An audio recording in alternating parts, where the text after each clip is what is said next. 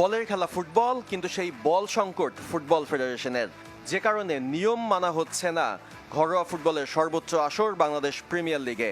করোনাকালীন সময়ে ফিফার নতুন নিয়মে মাঠে থাকতে হবে অন্তত 6টি বল। বাংলাদেশে ব্যবহৃত হয় মল্টেন 5000 মডেলের বল। গত বছরের বেঁচে যাওয়া আর মজুদ থাকা সেই বল দিয়ে চাহিদা পূরণ করা যায়নি এই মৌসুমে। মানে এটা আসলে খুব আমাদের জন্য আসলে খুব এমব্রাসিং সিচুয়েশন। 6 ভেন্যুতে বল মাত্র 31, যার মধ্যে আবার নতুন 13টি, বাকি 18টি পুরনো। এমনকি ক্লাবগুলোকে অনুশীলনের জন্য আগে 10টি করে বল দেওয়া হলেও এবার দেওয়া হয়েছে 5টি, তাও আবার Molten 5000 replica edition. The limited balls we had, আমরা আমাদের ক্লাবগুলোকে 5টি করে বল দিয়েছি তাদের প্র্যাকটিসের জন্য, এবং আমরা প্রত্যেকটি ভেন্যুতে 5টি করে, শুধুমাত্র 5টি করে বল দিয়ে আমরা আমাদের খেলা চালাচ্ছি। মৌসুম শুরুর আগে ভারতীয় প্রতিষ্ঠান নিভিয়ার সাথে বল নিয়ে চুক্তির আলোচনা হলেও তা আগায়নি।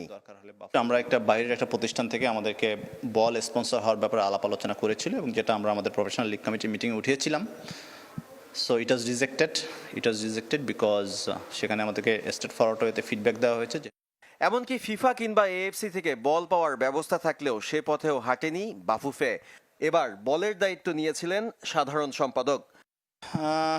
আমার মনে হয় জিনিসটা এরকম না, বরং রেগুলেশনসটা এরকম যে আসলে কি বল। সাদমান সাকিব, চ্যানেল 24, ঢাকা।